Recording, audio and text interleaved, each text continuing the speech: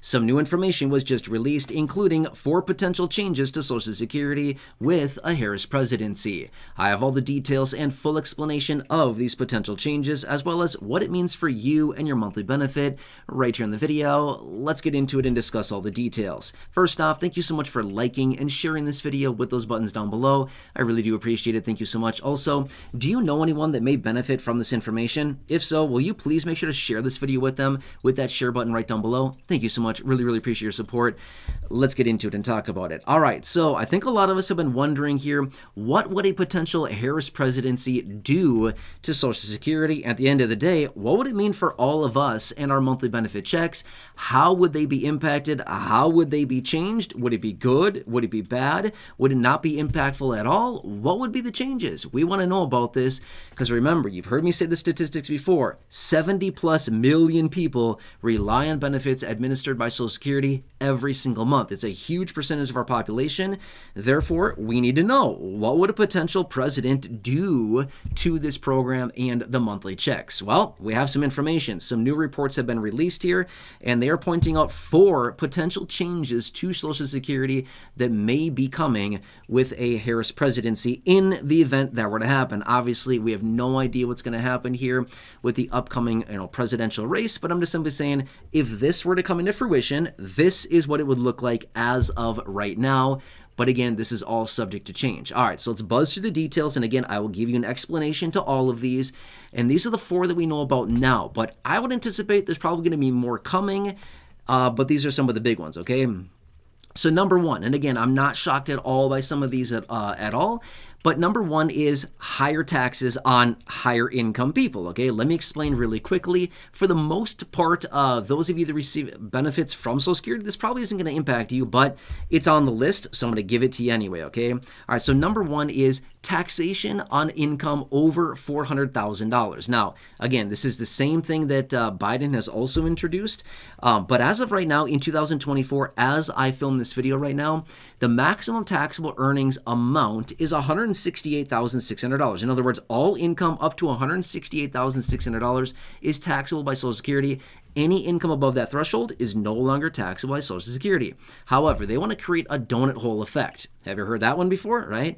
A donut hole effect. So again, all income up to that threshold would be taxable. Then any income between $168,600 as of right now in 2024 up to $400,000, again, not taxable. But then all income above $400,000 a year would be then taxable by Social Security, okay? So for lower income people, basically anybody earning under $400,000 a year, this would not impact you whatsoever, and this would not necessarily impact checks for beneficiaries unless this actually leads to insolvency being pushed out further out than, the next 9 years or so, okay?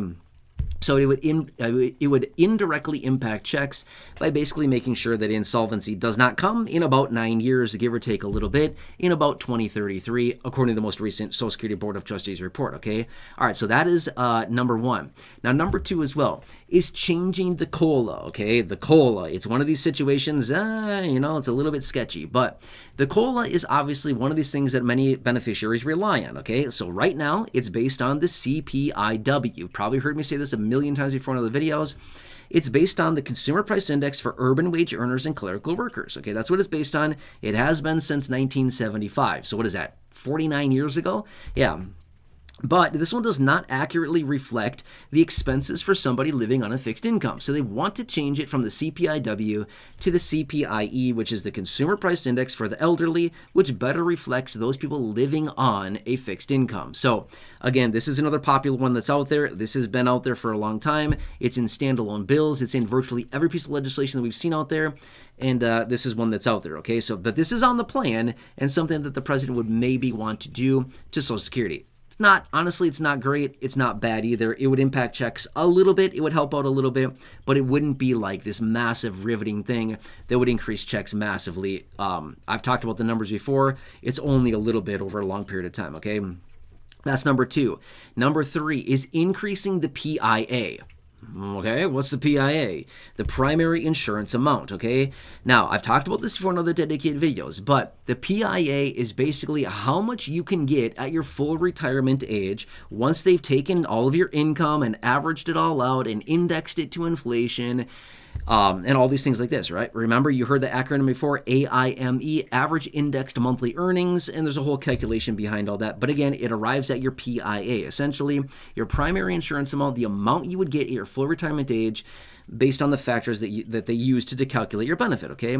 But they want to raise the PIA. In other words, increase the amount that some people are getting, not everybody. Only those people between the ages of 78 and 82 this would apply to, according to the reports I've been reading on this. Now, why would they do that?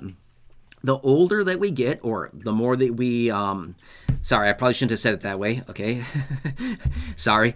You get my point here, okay? So the more that we age, the more that our expenses go up. You probably understand that. I think we all get that, right? Especially somebody, kind of, late 70s, 80s, and beyond, expenses get to be a lot more.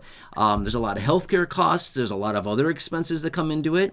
So they wanted to raise this up so that people that are, approaching their 80s, 78 through 82, would also be getting potentially higher benefits as a result, age-related as well, because expenses continue to go up and it gets harder and harder. And at that time, is there any income coming in other than Social Security? Probably not for the vast majority of people, because I'm not sure the last time I saw a 78 or 82-year-old out there working, okay? I'm just saying, okay? You really shouldn't be. You should be enjoying your retirement, enjoying your life, right? Not working. But that's just my point here, okay? So they wanted to potentially increase this. So that is number 3.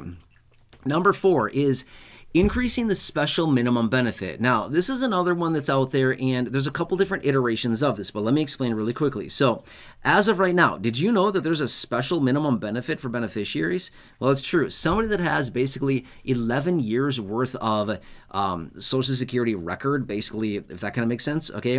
The minimum benefit is $50. Actually, it's a little bit more than $50. We're going to call it $50 a month, okay? That's the minimum benefit right now, is a little bit over $50 a month.